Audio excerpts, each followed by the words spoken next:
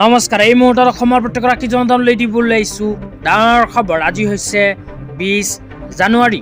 আজি অসমৰ লাখ লাখ দুখীয়াসকললৈ কেইখনমান চৰকাৰী আঁচনিলৈ দিবলৈ আহিছোঁ ডাঙৰ খবৰ।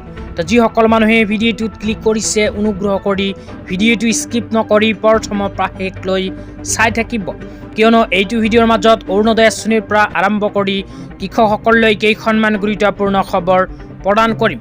অনুগ্ৰহ কৰি ভিডিঅ'টোত ক্লিক কৰিছে যদি ভিডিঅ'টো স্কিপ নকৰি প্ৰথমৰ পৰা শেষলৈ চাই থাকিব। লগতে মোৰ চেনেলত নতুন হ'লে প্লিজ চেনেলটো ছাবস্ক্ৰাইব কৰি মোৰ লগত থাকিব। তো বলক ভিডিঅ'টো আৰম্ভ কৰি আজি প্ৰথমটো গুৰুত্বপূৰ্ণ খবৰৰ বিষয়ে বিস্তাৰিত জানি লওঁ।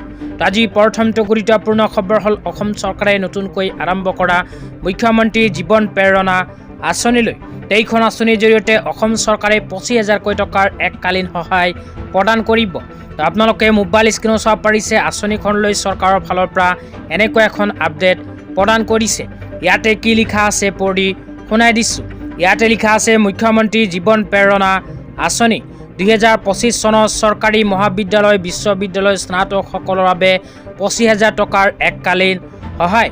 তো ইয়াতে উল্লেখ কৰা অনুযায়ী অসম চৰকাৰে যিসকলে 2025 চনত চৰকাৰী মহাবিদ্যালয় বা বিশ্ববিদ্যালয়ৰ পৰা স্নাতক উত্তীৰ্ণ সেইসকলক 25,000 টকাৰ এককালীন সহায় প্ৰদান কৰিব।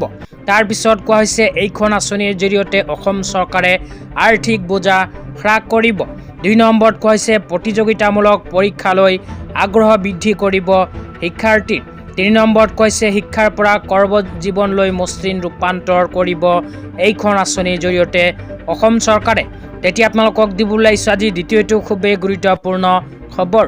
আজিৰ দ্বিতীয়টো গুৰুত্বপূৰ্ণ খবৰ হ'ল অৰুণোদয় আঁচনিলৈ। তো যিসকল মানুহৰ নাম অৰুণোদয় আঁচনিত অন্তৰ্ভুক্ত হৈ আছে সেইসকল মানুহৰ বাবে আহি গ'ল ভাল খবৰ, কিয়নো 20 তাৰিখত অসম চৰকাৰে অৰুণোদয় আঁচনিৰ হিতাধিকাৰীসকলৰ বেংক একাউণ্টত 8,000 টকা প্ৰদান কৰিব। তো এই বিষয়ত আপোনালোকে মোবাইল স্ক্ৰীনত চাব পাৰিছে এনেকৈ এখন আপডেট ইতিমধ্যে আমাৰ হাতত আহি পৰিছে। ইয়াতে লিখা আছে Orunodoi important update for Orunodoi beneficiaries. Orunodoi আঁচনিৰ হিতাধিকাৰীসকলৰ বাবে ইম্পৰ্টেণ্ট আপডেট আহি গৈছে।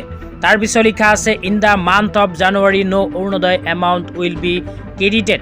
তো অৰুণোদয় আঁচনিৰ ধন চলিত জানুৱাৰী মাহত অসম চৰকাৰে অৰুণোদয় আঁচনিৰ হিতাধিকাৰীক প্ৰদান কৰা নাই।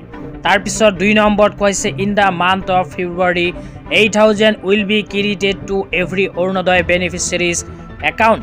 তো ইয়াতে উল্লেখ কৰা অনুযায়ী অসম চৰকাৰে চলিত জানুৱাৰী মাহত অৰুণোদয় আঁচনিৰ টকা প্ৰদান কৰা নাই, কিন্তু অহা ফেব্ৰুৱাৰী মাহত অসম চৰকাৰে একেলগে অৰুণোদয় আঁচনিৰ হিতাধিকাৰীসকলৰ বেংক একাউণ্টত 8,000 টকা প্ৰদান কৰিব। তো আপোনালোকৰ নাম যদি অৰুণোদয় আঁচনিত অন্তৰ্ভুক্ত হৈ আছে তেন্তে অসমৰ মাননীয় মুখ্যমন্ত্ৰী ডাঙৰীয়াই ঘোষণা কৰিছে অহা 20 ফেব্ৰুৱাৰীত অৰুণোদয় আঁচনিৰ 8,000 টকা একেলগে বেংক একাউণ্টত প্ৰদান কৰিব। কেইদিনমান অপেক্ষা কৰক, আপোনালোকে অৰুণোদয় আঁচনিৰ ধন লাভ কৰিব। এতিয়া আপোনালোকক দিবলৈ আহিছোঁ আজি তৃতীয়টো খুবেই গুৰুত্বপূৰ্ণ খবৰ। আজি তৃতীয়টো গুৰুত্বপূৰ্ণ খবৰ হ'ল অসমৰ মাননীয় মুখ্যমন্ত্ৰী ডাঙৰীয়াই কেইদিনমান আগত প্ৰদান কৰা এক বিশেষ আপডেট লৈ।